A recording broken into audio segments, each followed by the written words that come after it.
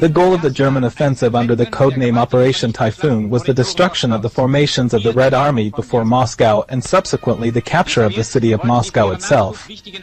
Despite initial successes of the Wehrmacht, which was able to encircle and destroy large parts of the Soviet defenders at Vyazma and Bryansk, the advance stalled by October 30, 1941, in the autumn mud and the strengthening Soviet resistance. Hitler was of the opinion that the capture of Moscow was not a priority.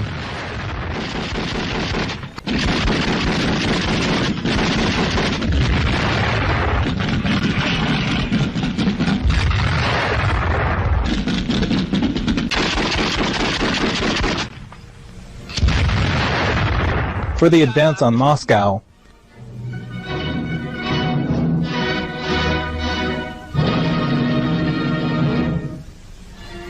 only the weakened infantry armies would remain, which were not up to this task in view of ongoing Soviet counterattacks. The Red Army had also not been able to compensate for the losses of tanks in the numerous battles of the previous months.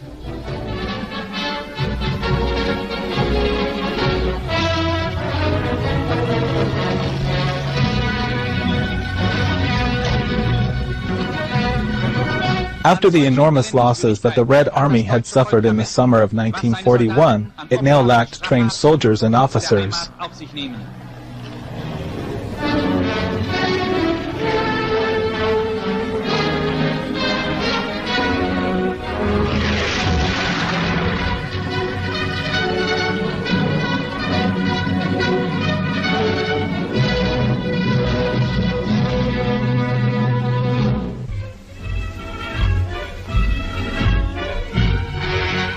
In the south, the 2nd Panzer Army initially advanced towards Tula with relative ease because the Moshaevsk defense line did not extend that far south and no significant concentrations of Soviet troops blocked their advance.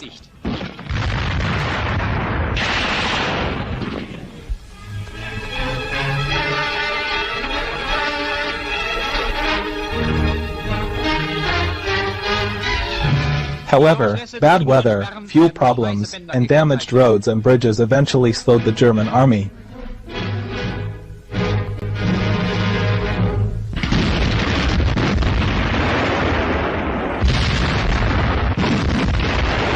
And Guderian did not reach the outskirts of Tula until October 26. The German plan initially called for the rapid capture of Tula, followed by a pincer move around Moscow. The first attack, however, was repelled by the 50th Army and civilian volunteers on October 29, after a fight within sight of the city.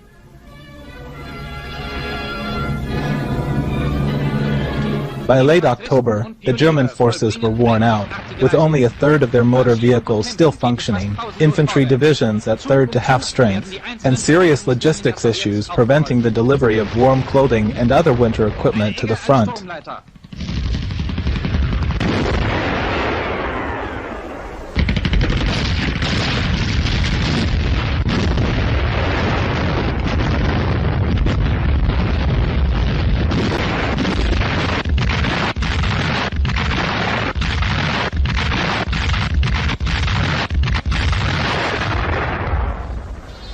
Although 100,000 additional Soviet soldiers had reinforced Klin and Tula, where renewed German offensives were expected, Soviet defenses remained relatively thin. Nevertheless, Stalin ordered several preemptive counteroffensives against German lines.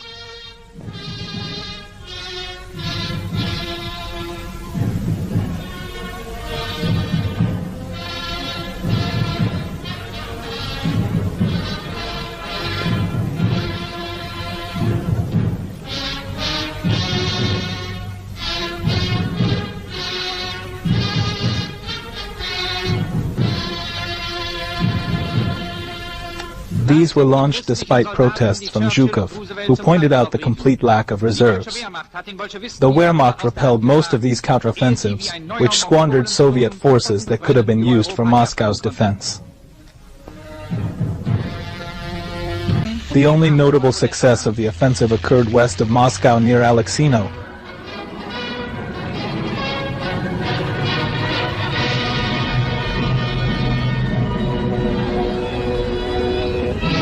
where Soviet tanks inflicted heavy losses on the Fourth Army because the Germans still lacked anti-tank weapons capable of damaging the new, well-armored T-34 tanks.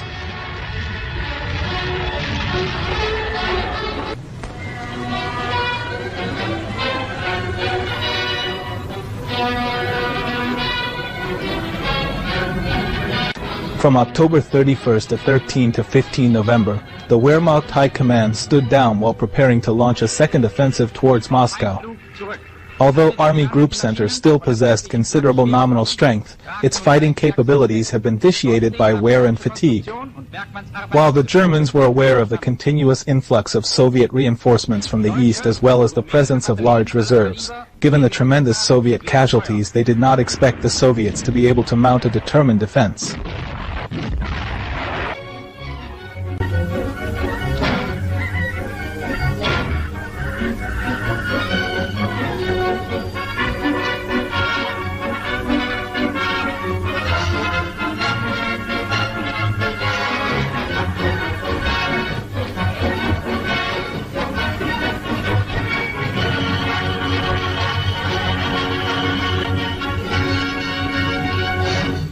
Soviet troops still available in reserve armies behind the front.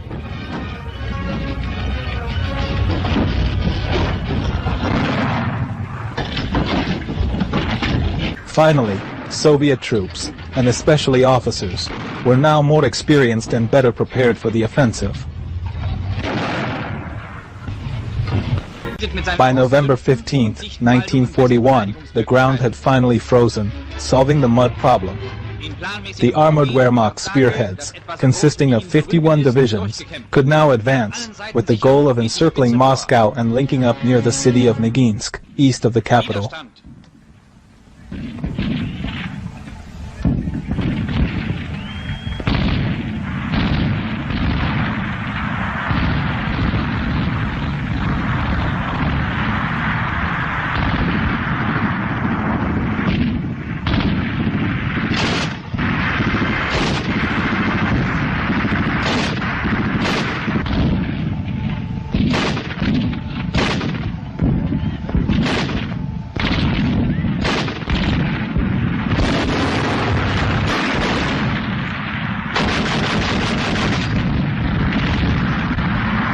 To achieve this objective, the German 3rd and 4th Panzer Groups needed to concentrate their forces between the Volga Reservoir and Mozhaysk.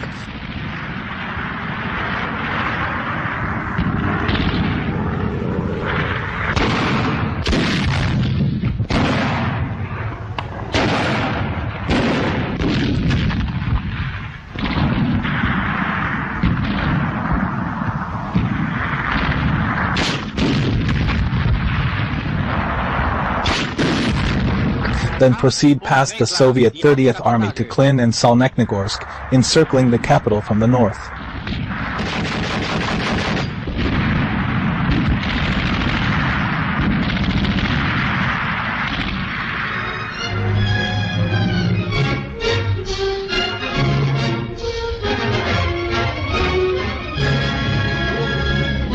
In the south, the 2nd Panzer Army intended to bypass Tula, still held by the Red Army, and advance to Kashira and Kolomna, linking up with the northern pincer at Noginsk.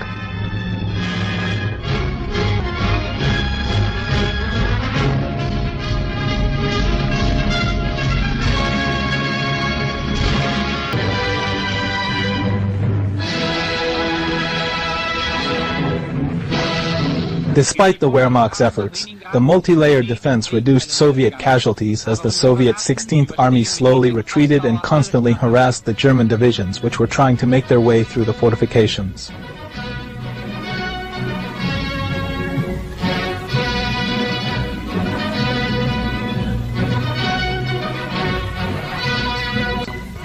The 3rd Panzer Army captured Klin after heavy fighting on November 23rd, Solnechnigorsk as well by November 24th, and Istra by 24 to 25 November.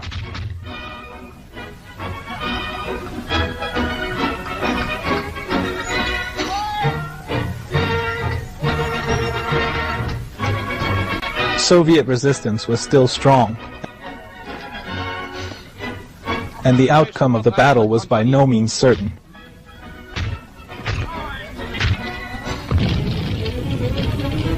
Reportedly, Stalin asked Zhukov whether Moscow could be successfully defended and ordered him to speak honestly, like a communist. Zhukov replied that it was possible, but reserves were urgently needed. By November 27th, the German 7th Panzer Division had seized a bridgehead across the Moscow-Volga Canal.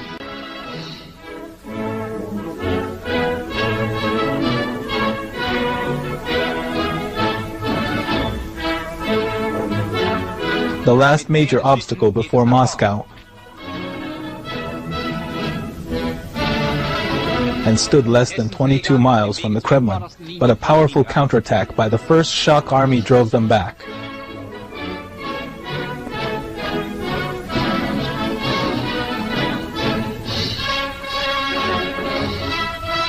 Just northwest of Moscow, the Wehrmacht reached Krasnaya Polyana, little more than 18 miles from the Kremlin in central Moscow.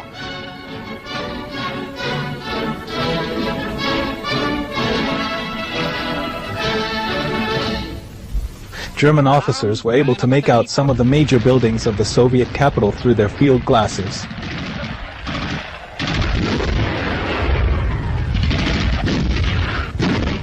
Both Soviet and German forces were severely depleted.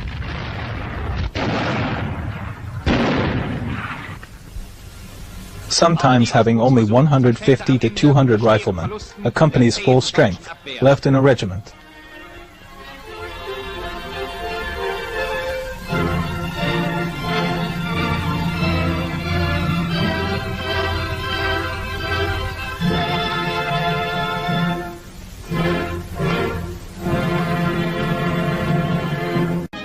On the Russian side, discipline became ferocious.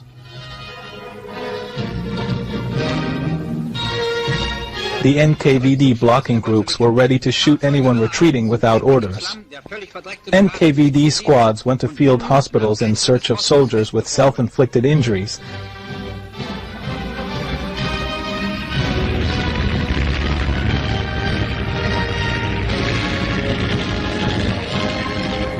Those who shot themselves in the left hand to escape fighting.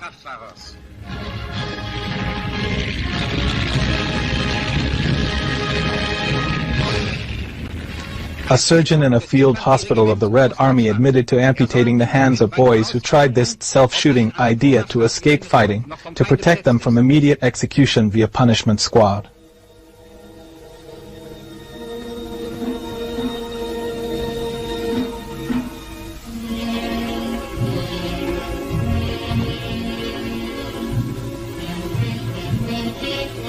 In the south, near Tula, combat resumed on November 18, 1941, with the 2nd Panzer Army trying to encircle the city. The German forces involved were extremely battered from previous fighting and still had no winter clothing.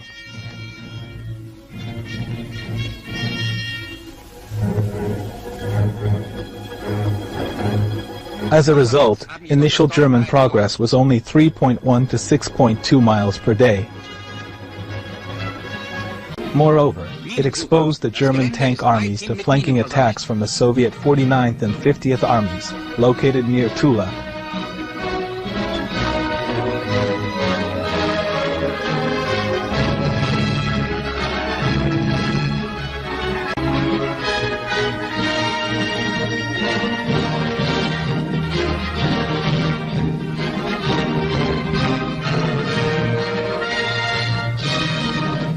Further slowing the advance.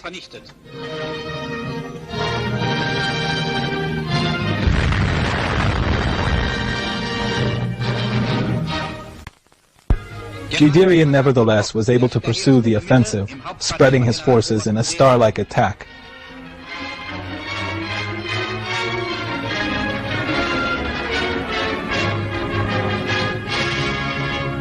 Taking Stalinogorsk on November 22, 1941 and surrounding a Soviet rifle division stationed there. On November 25, 1941, the German 2nd Panzer Army under Guderian began advancing towards Kashira that lay 120 kilometers south-southeast of Moscow and 80 kilometers north-northeast of Tula. The Germans were capable of seizing Venev and pushing towards storming formidably towards Kashira. Should Kashira fall, the road to Moscow would be open for the 2nd Panzer Group.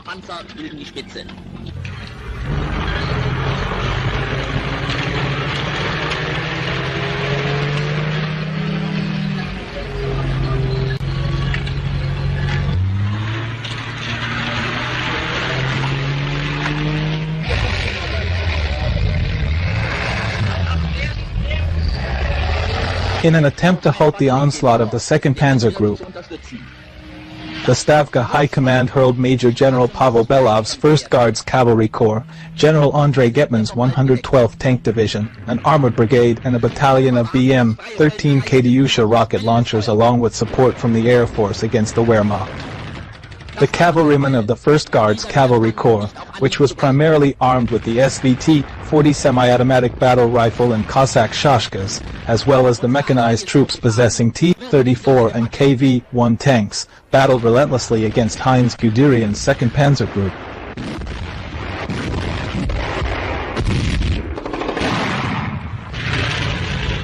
After much vicious fighting, the 1st Guards Cavalry Corps was able to repel the armored forces of Guderian and subsequently drove them back by 40 kilometers to the town of Morges. The Germans were driven back in early December, securing the southern approach to the city.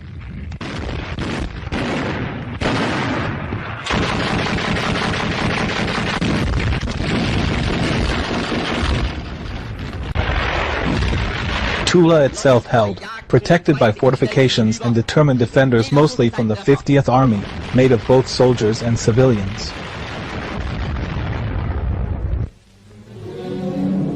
In the south, the Wehrmacht never got close to the capital.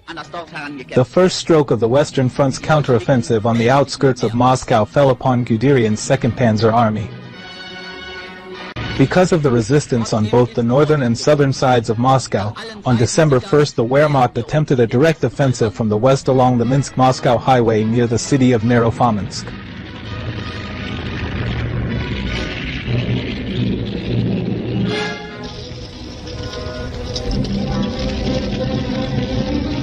After meeting determined resistance from the Soviet 1st Guards Motorized Rifle Division and flank counterattacks staged by the 33rd Army, the German offensive stalled and was driven back 4 days later in the ensuing Soviet counteroffensive.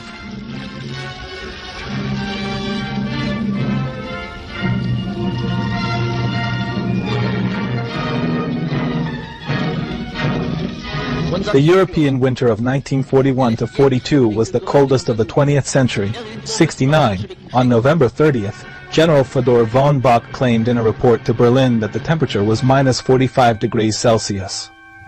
Official Soviet Meteorological Service records show that at the lowest point, the lowest December temperature reached minus 28.8 degrees Celsius. These numbers indicated severely cold conditions, and German troops were freezing with no winter clothing, using equipment that was not designed for such low temperatures. The same cold weather hit the Soviet troops, but they were better prepared. German clothing was supplemented by Soviet clothing and boots, which were often in better condition than German clothes as the owners had spent much less time at the front. The Axis offensive on Moscow stopped. Guderian wrote in his journal that the offensive on Moscow failed. We underestimated the enemy's strength, as well as his size and climate. I stopped my troops on December 5th, otherwise the catastrophe would be unavoidable.